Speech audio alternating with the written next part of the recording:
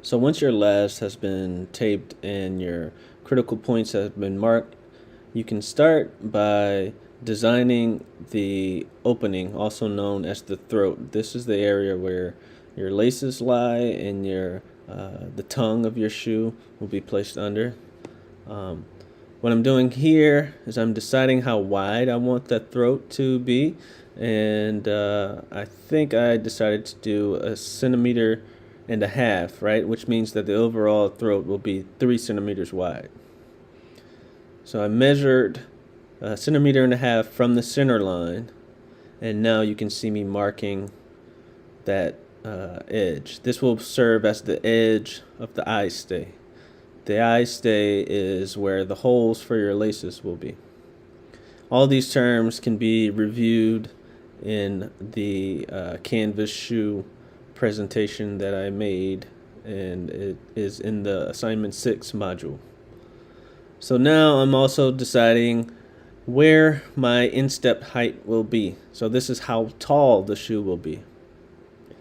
I believe I decided on 7 centimeters.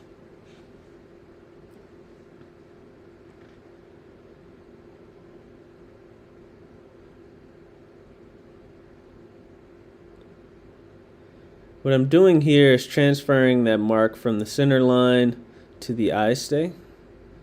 I'm using a straight edge, probably not the best straight edge, but I'm using a straight edge to draw a line that's 90 degrees to the center line of the last. A lot of these decisions that I'm making, they're based off of the critical points and the quarter line, but they're really just design choices that are totally up to you. I like to use the geometry of those critical points and the quarter lines just to help me with my design so it doesn't feel so arbitrary. But again, you can be as free as you want with the design of your shoe. Just, make sure that your foot will be able to fit in it. Now I've moved on to the mud guard. This shoe will have a mud guard. And I'm measuring, I believe it was 3 centimeters from the feather edge up.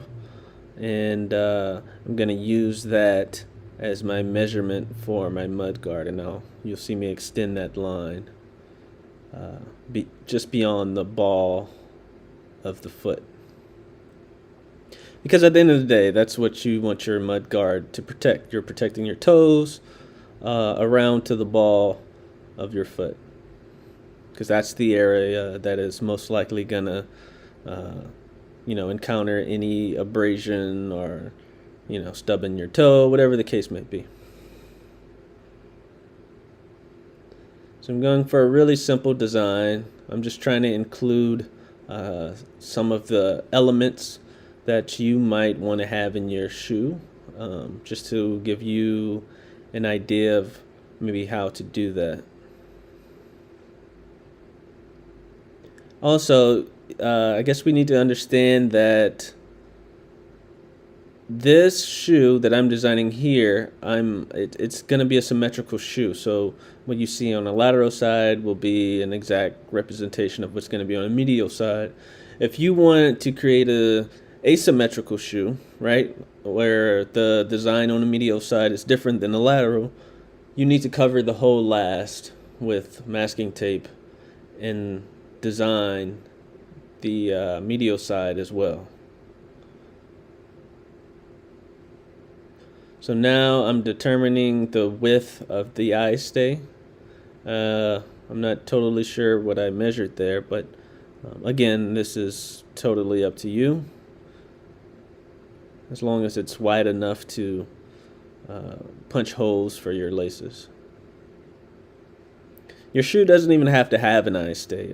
It totally is up to you. Again, I'm going to keep saying this through this process, that the design is very much up to your own standards. This is just a really basic representation of a sort of Oxford sneaker.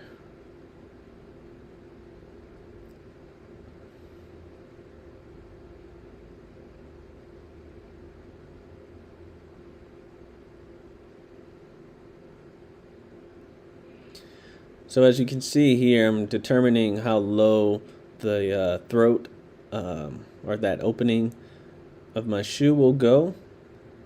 That is sort of the vamp area.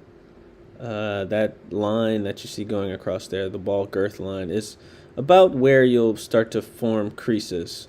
So you want to consider that in the process of your design. Maybe you want to design something there that sort of hides those creases, or maybe you want to design it so that it's easier for the shoe to crease there, right? You don't want to make it too bulky so that it's uncomfortable. So that those are just considerations that you need to make. As you can see here, I'm raising the heel height or the heel counter height. So that original counter point, right, that is, I believe, about 6 millimeters from the bottom of the heel, that is basically a go by, right? That's like the minimum that you would want your heel counter height to be. But it can be taller than that. It's totally up to you. That little sort of rectangle that I drew near the counter, that is what we call the mustache, right? And oftentimes sneaker brands will put their logo there, right? That mustache kind of hugs your ankle just to give it a bit of extra comfort. You don't necessarily need a mustache in your design, though. I mean, many shoes, sneakers do not have mustaches. Vans, for instance, many of them do not have a mustache. And definitely feel free to erase lines, adjust lines. That is the beauty of designing on your last, is having the opportunity to make changes on the fly. So what I'm doing here is I'm adding a heel cut or a relief, and again, that's just an added feature that will help you get your foot into the shoe, but it's still, you still have a bit of a mustache there so that you maintain your comfort on your ankle.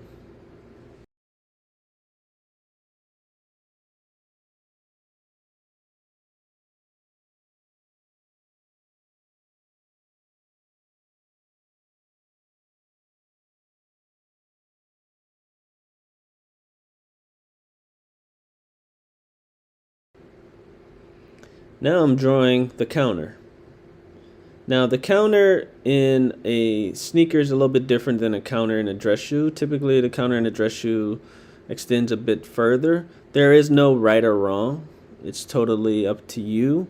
A good rule of thumb is whatever your sort of radius is for your ankle opening, split that in half, and that can be where your counter sort of terminates. That's just a rule for myself. Again, it's totally up to you. Though I will say you don't want a counter that's too short or too low, because you're going to feel that on your heel. You want a decent amount of support back there. All right, and here I'm just sort of fine-tuning some lines, going over a few curves just to have them all nice and neat. But for the most part, we're pretty much done with the design of this sneaker. It's very simple, and I suggest you maybe consider doing something fairly simple as well.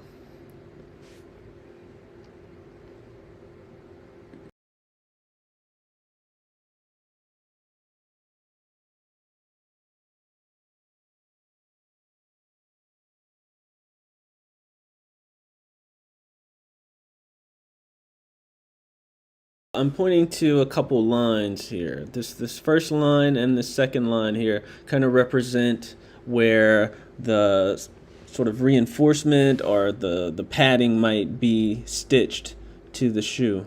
When you do that, you will see those stitch lines on the outside. And I'll talk a little bit more about that when we begin to design the lining.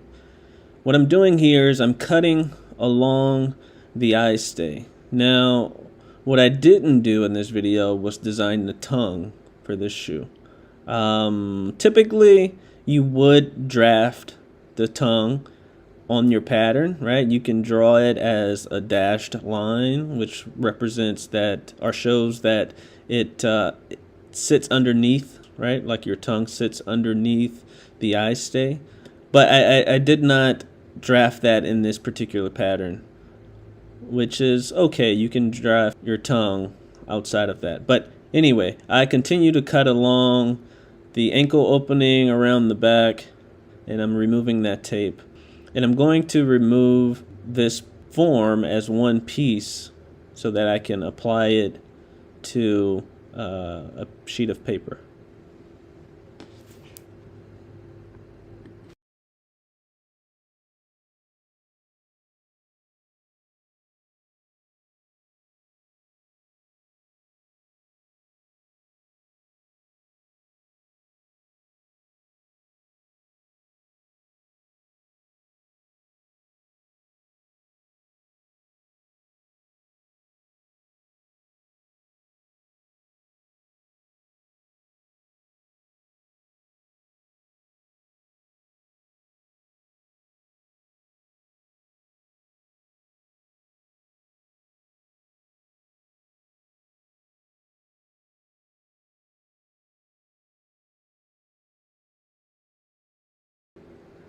We've reached a point in the process that you all should be familiar with. We're applying the masking tape to a sheet of paper, similar to what we did in the process of creating our mean forms. So you're gonna press the top of the form, right? This is the area, the cone, the ankle area, the vamp, and then you're gonna make these relief cuts before you press it onto the paper along the feather edge. This will help you sort of turn that three-dimensional form into a 2D flat pattern that can be pressed more easily.